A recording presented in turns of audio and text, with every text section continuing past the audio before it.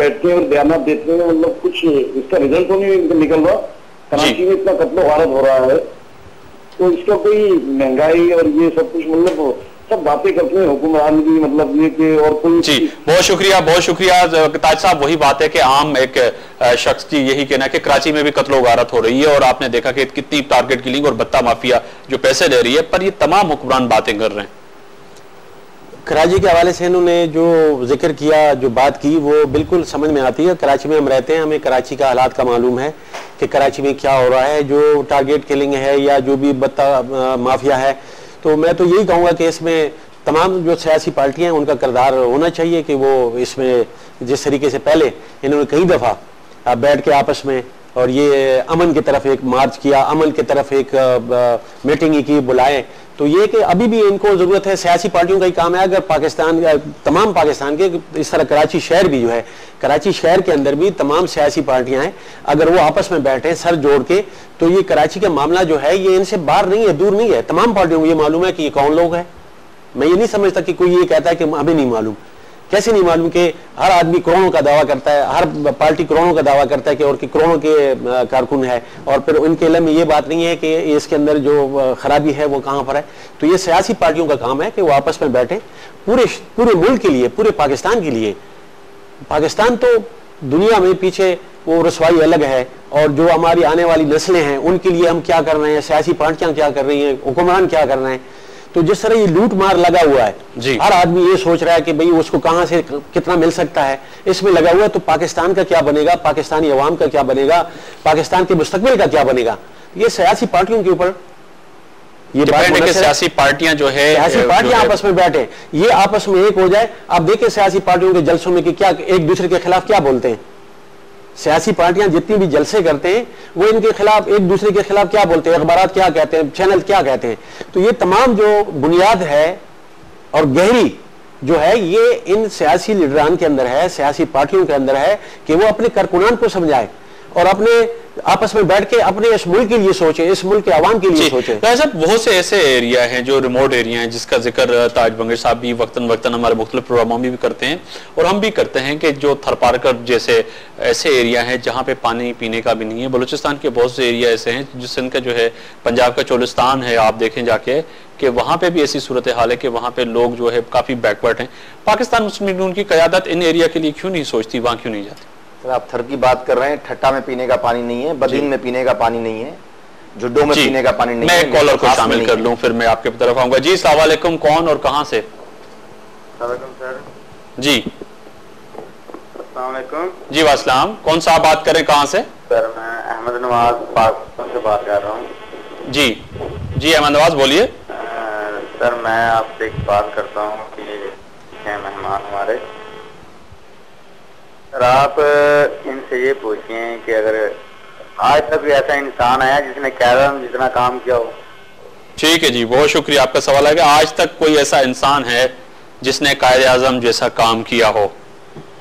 देखिए अहमद नवाज साहब की अपनी सोच है, लेकिन हम अपने बुनियादी उस सवाल की तरफ आ रहे हैं कि आपने साफ पीने के साफ पानी की बात की थी।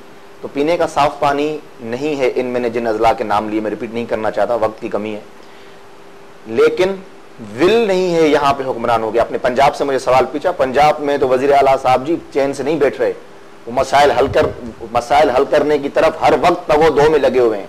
हम नहीं कह रहे, दुनिया के बैनुल-अक़वामी इदारे, सर्वे करने वाले इदारे ये रिपोर्ट्स दे रहे हैं। सर सराइकी बेल्ट की क्यों वहां पे नजरसानी क्यों नहीं हुई, वहां के फंड क्यों नहीं दिए गए, वहां के एमपीएस एमएनएस वहां के लोग चलाते हैं। बजट से लेकर आखिरी बजट तक इंटरनेट पे चले जाएं, लिखें जी पंजाब बजट। इंटरनेट और अखबार और प्रेस रिलीज आपको भी पता है कि कुछ और होता है। राजा साहब अल्लाह को माने, अमली काम का मैं सवाल कर रहा हूँ, प्रेस रिलीज को छोड़ दें। आपको बता रहा हूँ, नजर तो नहीं, अमली काम आपको बता रहा हूँ। आप चलें, ट्रेवल करें, मुल्तान की हालत देखें अब क्या है, किस तरह सड़कों का जाल बिछा हुआ है।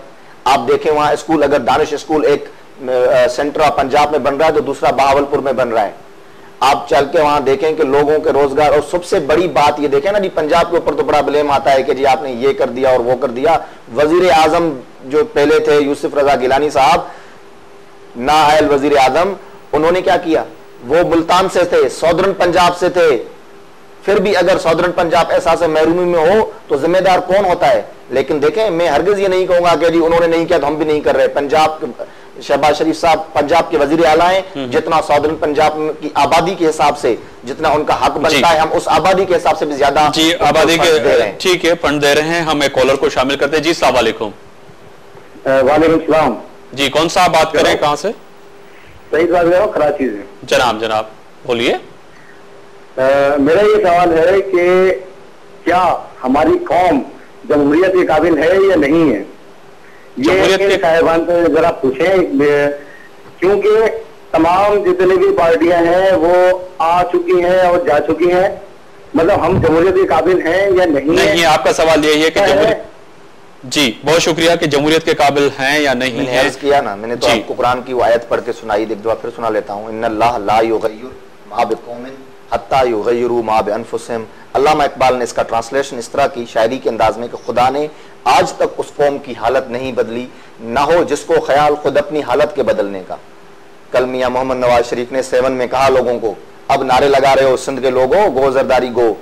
2008 में अगर होश के नाखून हम लेते तो हमारा यह हशर। 2008 में भी जो है नवाज शरीफ साहब सिंध में भी तो नहीं आए ना, लोगों के पास गए भी नहीं, वोट भी तो नहीं मांगा। 2008 के इलेक्शन से 3 महीने पहले तो वो पाकिस्तान आए जी। सर मैं वही कह रहा हूँ कि जब पाकिस्तान आए थे पहली प्रेस कॉन्फ्रेंस में और उनके साथ हम मौजूद थे कि इंटीरियर सिंध सिर्फ कराची आए, कराची से वापस चले गए, अंदरून सिंध का दौरा उन्होंने नहीं किए ना। कराची सिंध है नहीं, मैंने कहा कराची अंदरूनी सिंध गए। 3 महीनों में जितना हम काम कर सकते थे, मेरे कायद जितना काम कर सकते थे उन्होंने किया।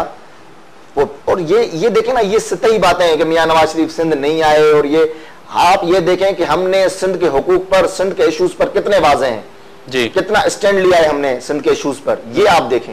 आज हम कोई है और पार्टी जो इतनी ये स्टैंड बरकरार रहेगा या ये फिर जब हुकूमत में आएंगे तो फिर इत्तेहादी मजबूरी बन जाएंगे, फिर स्टैंड ये भूल जाएंगे आप लोग? नहीं जी, मजबूरियों की सियासत को मियां मोहम्मद नवाज शरीफ ठीक है, ये तो वक्त देखेगा। जी अस्सलाम वालेकुम, एक कॉलर है। जी अस्सलाम वालेकुम जी, कौन साहब है? जी गुलाम शबीर बोल रहा हूँ। जनाब बोलिए।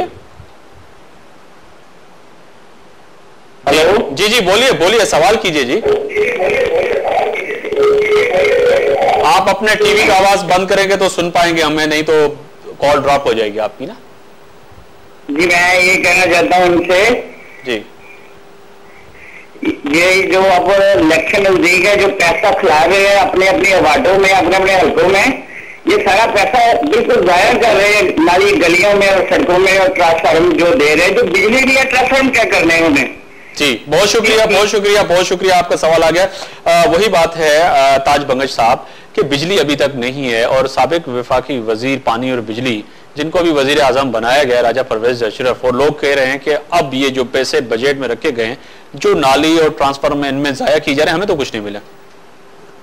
इनका सवाल सही और जायज सवाल है कि जो राजा परवेज अशरफ साहब वजीर बिजली और पानी थे, और उस ज़माने में उन्होंने जितने वादे किए, और वो जो वादे किए उसमें साल 2-3 साल का जो पीरियड था वो भी गुजर गया, लेकिन उसके बावजूद कोई हालात नहीं बदला, किसी इलाके का भी नहीं बदला जी। और अब मौजूदा जो उनके बजट है या जो कुछ भी है, उसके बाद जो वजीर आएगा उसके हाथ में होगा, उसके हाथ में होगा। ताज बंगश साहब बहुत शुक्रिया कि आप स्टूडियो में तशरीफ लाए। बैरिस्टर राजा अंसारी साहब आपको भी बहुत शुक्रिया कि आप स्टूडियो में तशरीफ लाए। दोनों मेहमानों का मैं शुक्रिया अदा करता हूं। डॉक्टर हसन रोजा साहब टाइम नहीं दे सके, यकीनन नहीं कोई मजबूरी होगी उनकी और वो नहीं आ सके। अगर आते तो पाकिस्तान तहरीक इंसाफ के हवाले हम बहुत से सवाल थे उनसे भी करते, पर बात वही है कि राजा परवेज अशरफ जो आखिरी कॉलर ने बात की, जो वफाकी वजीर पानी और बिजली थे, अब वजीर आजम बने हैं, और ये बिजली के और के साथ साथ जो मुल्क में मौजूदा सूरत हाल है उसको कैसे दुरुस्त करेंगे, और बड़ी चैलेंजेस उनके सामने हैं वो कैसे हल होंगी।